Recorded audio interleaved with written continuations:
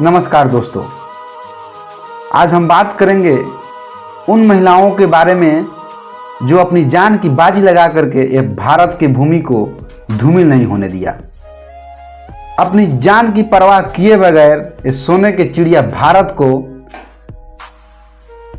अपने जान से भी ऊपर रखा और इस देश में एक से एक इतिहास बनाया और यह साबित करके दिखा दिया कि दुनिया के सबसे शक्तिशाली महिला अगर किसी भी देश में है तो ये हमारे भारत में ही हो सकते हैं।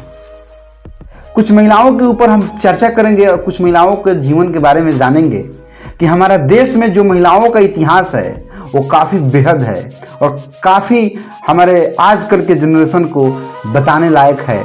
जो हमारे देश के महिलाओं ने इस देश में काफ़ी तरह के योगदान दिए हैं। रानी अहिल्याबाई, जिन्होंने काफ़ी समाज सेवा किए, काफ़ी जब लोगों के लिए नगरों में शहरों में धर्मशाला का निर्माण करवाया, यहाँ तक कि समाज को सुधारने के लिए अपने तरफ से गांव में रोड बनवाया और समाज को आगे बढ़ाने के लिए इनकी योगदान काफ़ी अहम रही थी। यहाँ तक कि विश्व प्रसिद्ध काशी विश्वनाथ का स्थापना में भी इनका काफ़ी भूमिका और काफ़ी श्रेय जाता है रानी अहिल्याबाई होलकर की।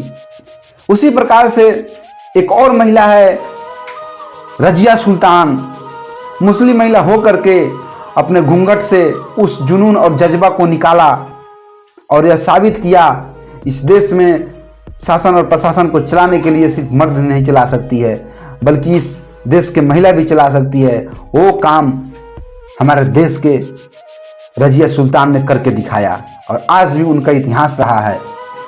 उसी प्रकार से हमारे देश के प्रथम महिला शिक्षिका सावित्रीबाई फुले, जिन्होंने इस देश के पहला शिक्षिका महिला थी, जिन्होंने कई विद्यालय खुलवाए, कई बच्चों को पढ़ाया, यहाँ तक कि अपने पति के साथ मिलकर के समाज को आगे बढ़ाने के लिए काफ़ी शिक्षा में योगदान दिए ताकि समाज और राष्ट्र का निर्माण एक अंधकार से उजाले की ओर जा सके।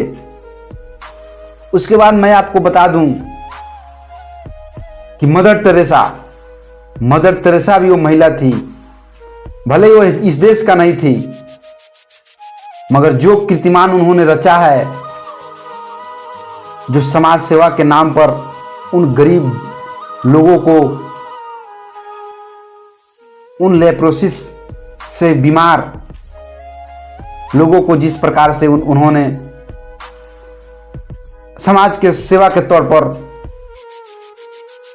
उनके लिए काम किए, जिन्हें भारत रत्न से भी सम्मानित किया गया। आपको बता दूं कि भारत के पहला मुस्लिम शिक्षिका महिला 1848 में सावित्रीबाई फुले के साथ मिलकर के समाज सेवा में काफ़ी योगदान दिए। उन्होंने अपनी ज़मीन सावित्रीबाई फुले को दे दी थी कि विद्यालय बन सके, समाज लोगों को दबे कुचले शोषित वंचित अगड़ा पिछड़ा लोगों को के बच्चों को पढ़ाया जा सके, उसे मुख्य धारा में जोड़ा जा सके। उसी प्रकार से एक और महिला की नाम आती है, जिन महिला का नाम है झलकारी बाई, जिन्होंने रानी लक्ष्मीबाई के साथ मिलकर के युद्ध भूमि में उन अंग्रेजों से लड़ा करती थी जो अंग्रेजों को भगा देने में काफ़ी उनका योगदान रहा। जब रानी लक्ष्मीबाई अंग्रेजों से लोहा ले रही थी, उस वक्त भी झलकारी बाई ने अपनी जान की बाजी लगा करके भी अंग्रेजों को खदेड़ा था और रानी लक्ष्मीबाई के पीछा हट जाने के बाद भी झलकारी बाई ने आगे चला और आगे जाकर के वीरगति के प्राप्त हो गई। इतिहास के पन्नों में तो ऐसे बहुत सारे हम महिलाओं का भी इतिहास याद करते हैं, उनका जज्बा और जुनून को सलाम करते हैं। जब इस देश में वर्ण व्यवस्था काफ़ी चरम पर था, उस वक्त चंबल की घाटी के डाकू कहे जाने वाली फूलन देवी, जिनको कुछ सामंतवादियों के द्वारा उन्हें बलात्कार किया गया और आगे चल करके फूलन देवी ने उन बलात्कारियों को खड़ा करा करके एक कतार में गोलियों से भून डाला। वह नारी का शक्ति है जो इस देश का प्रथम प्रधानमंत्री बनी थी, इंदिरा गांधी, और इस देश के प्रथम राष्ट्रपति भी महिला ही बनी थी जिनका नाम प्रतिभा देवी सिंह पाटिल। हेमा दास जो आज विदेशों से मेडल ला करके अपने देश को मान सम्मान को ऊंचा करने वाली हेमा दास, वैसे महिला को भी मेरी तरफ से सलाम। और क्रिकेट की दुनिया में बादशाह मिताली राज भी अपने कई रिकॉर्डों को विश्व रिकॉर्ड बनाया है। आज फिर इतिहास को दोहराया गया। आजकल के समय में कोई किसी को जल्दी खून नहीं देना चाह रहा है, मगर एक महिला, जिन महिला का नाम रोहिणी आचार्य है, उन्होंने अपनी किडनी अपने पिता को दे दिया। फिर से वो इतिहास ताजा कर दी। वैसे साहसी